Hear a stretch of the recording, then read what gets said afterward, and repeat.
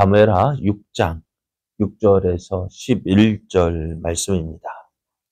그들이 나곤의 타작 마당에 이르러서는 소들이 띠므로 우사가 손을 들어 하나님의 궤를 붙들었더니 여호와 하나님이 우사가 잘못함으로 말미암아 진노하사 그를 그곳에서 치시니 그가 거기 하나님의 궤 곁에서 죽으니라. 여호와께서 우사를 치심으로 다윗이 분하여 그것을 베레스 우사라 부르니 그 이름이 오늘까지 이르니라. 다윗이 그날에 여호와를 두려워하여 이르되 여호와의 궤가 어찌 내게로 오리오 하고 다윗이 여호와의 궤를 옮겨 다윗성 자기에게로 메어 가기를 즐겨하지 아니하고 가드 사람 오벳 에돔의 집으로 메어 간지라. 여호와의 궤가 가드 사람 오벳 에돔의 집에 석 달을 있었는데 여호와께서 오벳 에돔과 그의 온 집에 복을 주시니라. 아멘. 할렐루야. 오늘도 어김없이 새날이 시작되었습니다. 어김없이 시작된 오늘 하루처럼 우리를 향한 하나님의 사랑도 변함이 없습니다. 오늘도 변함이 없으신 하나님을 믿고 그 하나님 말씀에 순종함으로 하나님의 살아계심을 경험하는 은혜의 날 되기를 예수님의 이름으로 축복합니다. 오늘 우리에게 주신 하나님 말씀을 통해서 하나님의 방법으로 해야 하나님이 기뻐하십니다. 하나님의 방법으로 해야 하나님이 기뻐하십니다. 이런 제목으로 하나님 말씀을 증거하겠습니다. 다윗은 하나님께서 주신 은혜가 많다. 내가 하나님께 은혜를 많이 받았다는 사실을 잘 알고 있었습니다. 그래서 하나님 주신 은혜에 감사하면서 어떻게 하면 무엇을 하면 하나님을 기쁘시게 할까 생각을 하게 됐는데요. 이스라엘이 지금 엘리 제사장 때 블레셋에게 빼앗겼던 언약궤가 지금 어디에 있을까요? 저쪽 베세메스에 거하다가 그 베세메스 사람들이 그 여호와의 언약궤를 들여다본 거로 하나님께서 치셔서 많은 사람이 죽었습니다. 그래서 오벳에돔 사람들이 그 언약궤를 자기 동네에 모셔두는 것을 싫어해서 기랏 여아림에 있는 아비나답의 집으로 보냈는데요. 몇 년 동안 있었을까요? 약 70여 년 동안. 우리 생각 같으면 이 언약궤를 어디로 모셔야 될까요? 나라의 중심지로, 이제는 중심되는 곳, 사울이 기브온을 수도로 정했단다면 기브온으로 모셨어야 됐는데 70여 년이 지나도록 어디에요? 기란 여아림, 이스라엘의 저쪽 변방에 모셔두고 있고 어느 누구도 이것을 가까운 곳에 모셔두려 하지 않았습니다. 그래서 이제 다윗이 예루살렘 성을 짓고 그것을 다윗성이라고 명명하고 이제 나라가 안정이 되어지자 이 언약궤를 예루살렘 성으로 모셔오고자 하는 그러한 계획을 세웠습니다. 다윗 생각에는 하나님을 더욱 가까운 곳에서 모시고 싶은 생각이었을 거예요. 그래서 3만 명을 동원했습니다. 여러분 3만 명 실감이 납니까? 3만 명이 모였다는 것 실감이 납니까? 지난 10월 달에 국군의 날 행사가 있었는데요. 그때 시가 행진을 하고 하는 그 모습이 몇 명이냐면 약 4,000명, 4,500명? 4,500명의 그 시가 행진에도 그렇게 참 뭐랄까 오랜 시간 웅장하고 멋있고 했는데 3만 명이 동원됐다고 하면 어찌 될까요? 그 3만 명의 인원을 동원해서요. 언약궤를 모셔오게 했는데요. 참 웅장하고 웅장한 기획이었던 것 같아요. 그래서 이 이제 언약궤가요. 준비한 대로 새 수레에 실려서 옮겨지게 되어졌는데요. 옮겨지는 언약궤 앞에는 수많은 악기가 연주가 되었고요. 백성들이 이 언약궤가 옮겨지는 것을 보면서 함께 기뻐하고 있었습니다. 이제 기란 여아림의 아비나답의 집에 70여 년 동안 모셔두었던 그 언약궤가 예루살렘을 옮겨지는 가운데요. 나곤의 집에 이제 타당마당에 이르렀을 때, 이 수레를 끌던 소들이요, 갑자기 날뛰기 시작합니다. 무엇 때문이었는지 모르지만 아마 타작마당이었으니까 아마 곡식들이 떨어져 있었는지 모르겠지만은 갑자기 거기에서 소들이 지금까지 잘 몰고 왔던 그 소들이 갑자기 막 날뛰기 시작하는 거예요. 그러니 어떻게 될까요? 그 소들에게 메어져 있던 그 수레도 함께 막 어떻게 될까요? 막 들썩이게 되어지고 그 위에 실려졌던 언약궤도 위험하게 되어졌습니다. 또 언약궤를 싣고 갈 때 어떤 그 옆에 이제 우사가 있었는데 큰일 났어요. 어떻게 해요? 우사가 볼 때 언약궤가 떨어질 것 같아요. 그래서 우사가 그것을 덜컥 붙잡았습니다. 떨어지지 않도록 붙잡았어요. 우리 생각은 어떨까요? 잘한 걸까요? 못한 걸까요? 그 언약궤가 떨어지면 어떻게 돼요? 언약궤가 떨어지면 그거 깨어지고 모두 구겨지고 그렇게 된다면은 어떻게 될까요? 그렇게 될 수 없잖아요. 언약궤인데 언약궤를 다시 만들 수도 없는 것도 아니고요.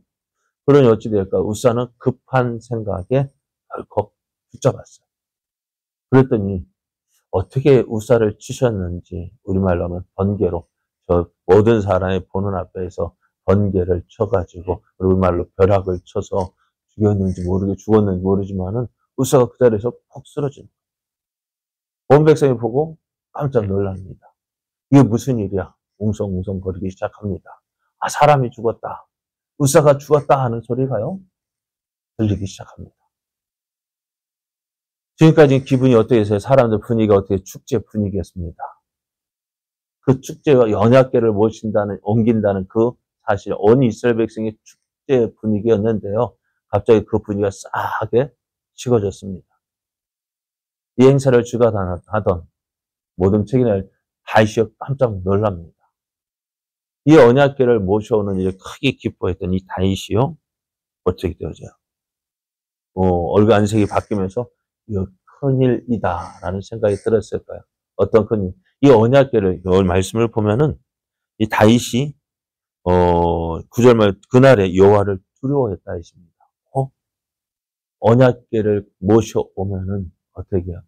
하나님께서 내게 복을 주시고 은혜를 주실 것이라 생각을 했는데 이 언약궤로 인해서 사람이 죽으니 다윗이 어떻게 될까요? 두려워한 거예요.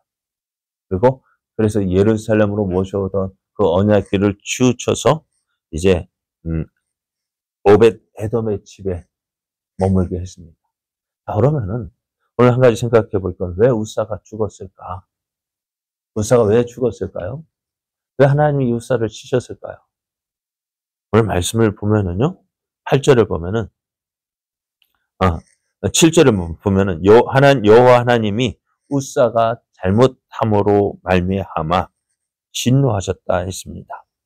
우사가 잘못했대요. 우리 생각은 어때요?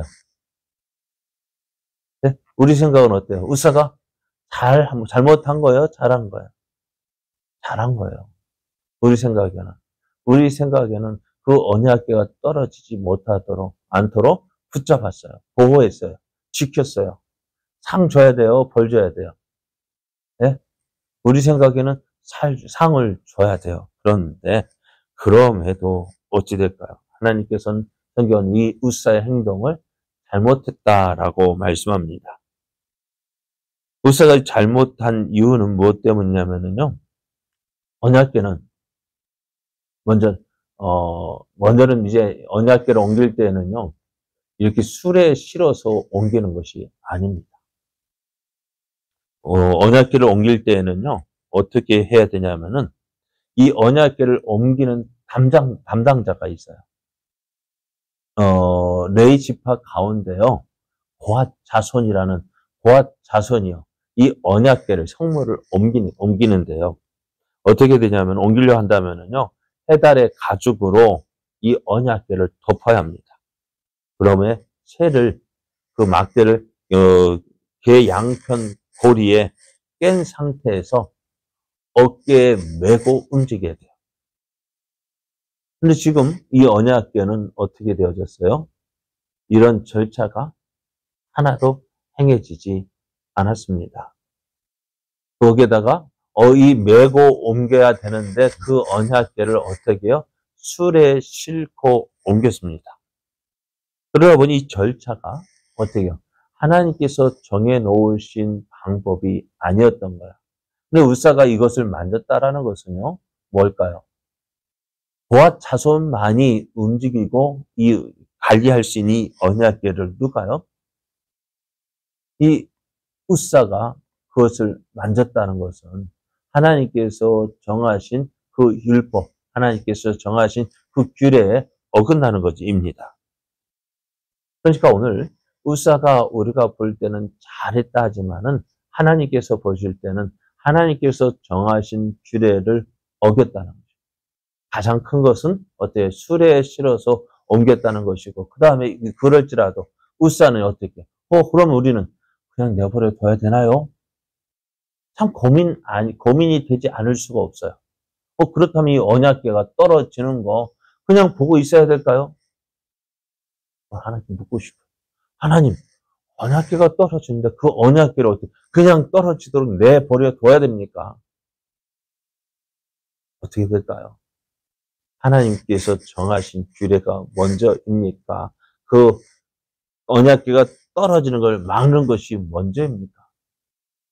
그러나 우리가 볼 때요, 참 고민 아닌 고민할 수가 있는데요. 그러나 우리가 해야 될 일은 뭘까요? 하나님께서 기뻐하시는 일이 무엇인지를 알아야 돼요. 하나님께서 기뻐하시는 언약궤가 떨어질지라도 하나님의 말씀은 지켜져야 한다는 것입니다. 우리가 만일 어떤 일을 한다 할 때 이런 일들이 괜히 일어난다고 할 때 우리가 무엇을 생각할까요? 이런저런 이유를 갖다 댈 수가 있어요. 하나님 말씀을 지키는데 이것 때문에 안 되고 저것 때문에 안 되고 또 하나님 말씀 이거 안 되는 일인데도 이것 때문에 해야 되고 저것 때문에 해야 되고 그러면 어찌 될까요? 하나님 말씀이 하나님의 계명이 하나님의 규례가 자꾸 사람의 생각 따라서 바뀌게 될 거예요. 그러다 보면 어떻게 해요?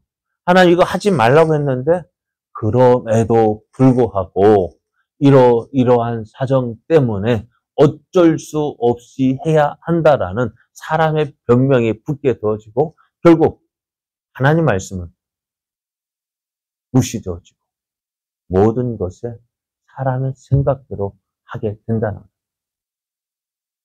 그러면은 다 이유가 있겠죠. 어떤 일을 하든지 그에 따른 이유가 있을 거예요. 이것 때문에 해야 된다. 이것 때문에, 이것 때문에, 이것 때문에. 다 누구 생각대로? 내 생각, 사람의 생각대로. 그러다 보면 어떻게 되질까요?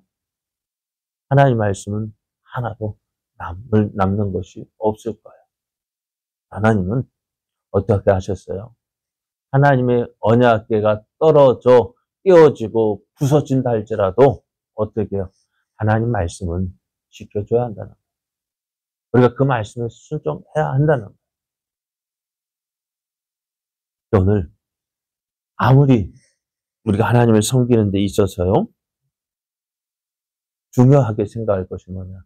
이게 정말 하나님의 뜻인지를 물어야 합니다. 아무리 좋은 일을 할지라도, 아무리 좋은 목적이라 할지라도, 하나님께서 정하신 방법, 하나님께서 기뻐하시는 방법, 하나님의 뜻이 아니라면은요, 여러 가지 그러할지라도, 우리는 어떤 손해가 된다 할지라도요, 우리가 그 말씀에 순종해야 합니다.